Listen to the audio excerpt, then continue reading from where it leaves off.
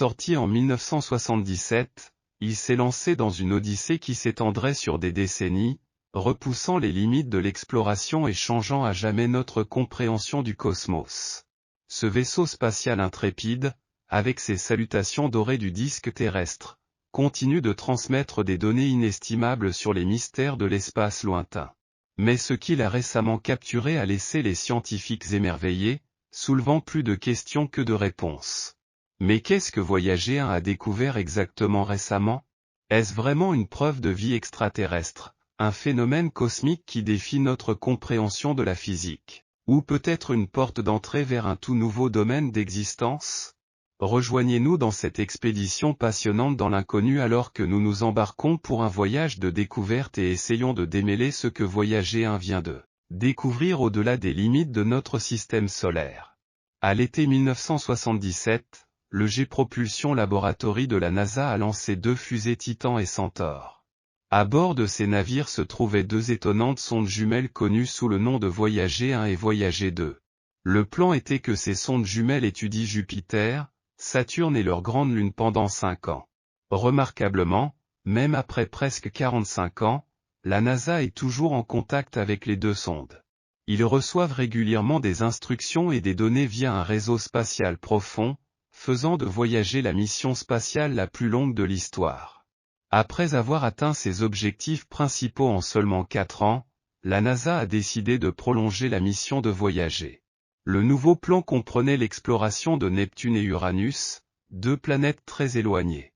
Puis vint la mission interstellaire Voyager, qui visait à aller encore plus loin et à explorer les limites de l'influence du Soleil et au-delà. Voyager 1 et Voyager 2 ont parcouru respectivement 22 milliards de kilomètres et 18 milliards de kilomètres depuis la Terre. Ils ont voyagé si loin qu'ils ont quitté la zone influencée par le Soleil et sont entrés dans l'espace entre les étoiles. Mais malgré leur longue durée de vie, les sondes Voyager manquent de temps. Il est probable que vers 2025, les sondes perdront toute leur puissance et cesseront de fonctionner pour toujours. L'équipe de scientifiques et d'ingénieurs innovants derrière les sondes a pris plusieurs décisions de conception ingénieuses qui leur ont permis d'endurer un voyage beaucoup plus long et plus ardu. Chaque sonde est équipée d'un générateur thermoélectrique radioisotopique durable. Ce dispositif remarquable convertit la chaleur produite par la désintégration des isotopes du plutonium-238 en énergie électrique, assurant une alimentation continue des sondes. De plus, les sondes sont équipées de 16 propulseurs à hydrazine, dont 8 de rechange, leur permettant d'effectuer des ajustements fins de leur trajectoire si nécessaire et atténuant le risque de défaillance de l'instrument. De même, les sondes ont des doublons de la plupart de leurs 11 outils scientifiques. Ces redondances agissent comme des sauvegardes, les protégeant contre tout dysfonctionnement qui pourrait survenir. Mais l'un des facteurs les plus critiques du succès de la mission Voyager a été son lancement en temps voulu. La NASA a profité d'un alignement planétaire rare qui se produit une fois tous les 176 ans. Cet alignement unique a permis aux sondes de voler par Neptune et Uranus avec des ajustements minimes de leur trajectoire. De plus, lors de ces rencontres, l'attraction gravitationnelle de ces planètes colossales a considérablement augmenté la vitesse effective des sondes, dépassant ce que leur propulsion par fusée pouvait atteindre. Ce concept était relativement nouveau à l'époque, n'ayant été tenté auparavant que lors des missions pionnières de la NASA vers Jupiter et Saturne. En 1981, Voyager 1 a dévié de l'écliptique, qui représente le plan orbital de la Terre autour du Soleil, en suivant 35 degrés vers le nord. Avec ces nouvelles trajectoires, il a pu explorer de nouvelles régions de l'espace au-delà des limites du plan planétaire. Et après que la mission planétaire Voyager se soit étendue pour devenir la mission interstellaire Voyager, la décision difficile a été prise de désactiver les caméras sur les 2 sondes. Cette mesure a été mise en œuvre pour conserver l'énergie pour le long voyage à venir. Cependant, avant de dire au revoir aux images, Voyager 1 a capturé la célèbre photographie du point bleu pâle de la Terre, prise à une distance stupéfiante d'environ 6 milliards de kilomètres. C'est toujours l'image la plus éloignée de notre planète jamais capturée. Cependant, cette réalisation remarquable n'a marqué que le début de l'Odyssée de Voyager 1. Le vaisseau spatial a dû traverser une région difficile connue sous le nom de choc terminal pour atteindre l'espace interstellaire.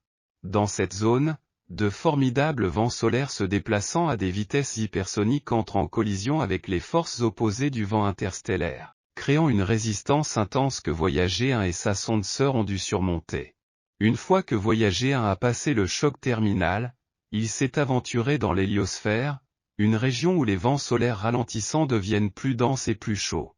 Ce domaine de feu n'était qu'un prélude à l'héliopause, l'ultime frontière séparant l'héliosphère de la vaste étendue de l'espace interstellaire. Cependant, contrairement à la croyance populaire, le début du milieu interstellaire ne signifie pas la conclusion de notre système solaire. En fait, il faudrait encore 3 siècles à Voyager 1 pour atteindre le nuage d'or, une immense collection de planétésimaux glacés qui enveloppe notre système solaire comme une bulle protectrice. Sortir de ce nuage céleste consommerait encore 30 000 ans, libérant Voyager 1 des confins de notre système solaire indéfiniment. Au cours de son expédition à travers l'héliopause, Voyager 1 a fait une découverte capitale.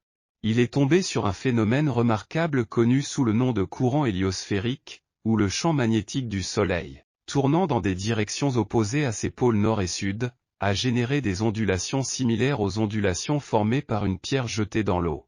Fait intéressant, lorsque ces ondes atteignent le choc terminal, elles sont comprimées comme si elles heurtaient le bord d'une piscine. Par conséquent, Voyager 1 a observé que ces ondes comprimées se transformaient en bulles magnétiques au-delà du choc de terminaison. Cette révélation a brisé la notion conventionnelle selon laquelle la limite de l'héliopause était une démarcation lisse et bien définie, révélant à la place un environnement dynamique et magnétiquement effervescent qui a depuis conduit les scientifiques à réévaluer entièrement leur compréhension de l'héliopause. Un moment monumental dans l'exploration spatiale s'est produit le 25 juillet 2012. Lorsque Voyager 1 est devenu le premier objet artificiel à quitter l'héliosphère du Soleil et à s'aventurer dans l'espace interstellaire, filant à une vitesse impressionnante de 540 millions de kilomètres par an, soit 3,6 unités astronomiques. Avec une UA étant la distance moyenne entre la Terre et le Soleil, environ 149,6 millions de kilomètres. Voyager 1 a franchi cette étape en franchissant l'héliopause, la frontière qui délimite l'espace interstellaire. Cela s'est produit à environ 120 UA du Soleil, éclairant un emplacement jusque-là inconnu pour cette frontière remarquable. Les scientifiques de la NASA ont découvert que les débris cosmiques proviennent de la naissance explosive de l'univers et des supernovas. Ces particules se rassemblent et forment la bordure de l'héliopause. Bien qu'ils n'étaient pas sûrs au départ si Voyager 1 avait franchi cette frontière, les détecteurs d'ondes plasma ont révélé des changements significatifs. La densité du plasma a augmenté et il y a eu une augmentation des rayons cosmiques galactiques. Cependant, il y avait une anomalie déroutante. Malgré la traversée de l'héliopause, Voyager 1 n'a détecté aucun changement dans le champ magnétique environnant, ce qui contredit les modèles théoriques. La NASA a attendu près d'un an avant d'annoncer officiellement que Voyager 1 était entré dans l'espace interstellaire. De plus, les scientifiques ont été surpris de découvrir que le Soleil traverse des cycles d'activité de 11 ans, appelés cycles solaires, qui affectent son comportement. Voyager 2 a rencontré le bord de l'héliosphère appelé l'héliopause lorsque les vents solaires étaient les plus forts. Selon les modèles, la taille de l'héliosphère aurait dû s'agrandir à cette époque. Cependant, Voyager 2 a traversé l'héliopause exactement à la même distance que Voyager 1 avait traversé 6 ans plus tôt. Cela signifiait que nos modèles étaient incorrects. Comme la découverte du magnétomètre, cette découverte a souligné l'importance de tester des modèles théoriques avec des données du monde réel. Cela a conduit les scientifiques à croire que la frontière entre l'héliosphère et le milieu interstellaire est plus complexe et imprévisible qu'on ne le pensait auparavant. Dans cette région lointaine où les flux de particules interstellaires et solaires se rencontrent, quelque chose d'encore plus extraordinaire se produit. Ces particules entrent en collision à une vitesse inimaginable, créant un spectacle de lumière fascinant. Un magnifique mur de feu se forme, un phénomène non observé par les astronomes. Cependant, la véritable nature de ce feu reste incertaine et il n'est pas clair s'il brûle comme le feu que nous connaissons. Ce que les scientifiques savent, c'est que le plasma à la limite extérieure de l'héliopause, la région où se termine l'influence du système solaire, atteint des températures comprises entre 30 000 et 50 000 Kelvin. Bien que cela semble impossible, les sondes ont réussi à traverser la région ardente sans dommage. Le plasma est extrêmement fin, évitant les températures critiques. L'étude de l'héliopause est importante pour nous protéger des rayons cosmiques et des poussières interstellaires. L'héliosphère bloque 70% des radiations mortelles de l'espace lointain. Voyager 1 a découvert ce mur de feu censé protéger notre système solaire. Bien qu'on ne sache pas exactement comment il contribue, les scientifiques veulent comprendre son rôle dans la protection contre les menaces cosmiques.